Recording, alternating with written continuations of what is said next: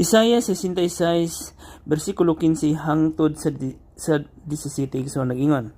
Kay makita ninyo nga moabot ang Ginoo taliwala sa kalayo dala sa iyang mga karwahe nga sama sa limpulos aron pagpahungaw sa iyang kapungot ug pagsunog tungod sa iyang kalagot. Kay ang silot sa Ginoo ngadto sa mga tawo ipaagi niya sa kalayo ug sa iyang espada ug daghan unya ang iyang mapatay.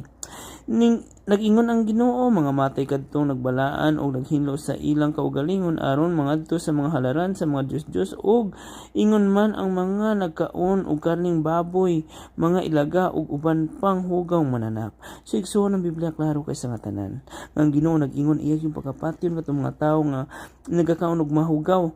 So ato nili kay igsoon kung gusto ta kaluwasan. Atong tumanon na iyang kabubuton kay si Ginoong Hesus lagi igsoon ang dalan ug ang kamatuoran. Daghang salamat igsoon.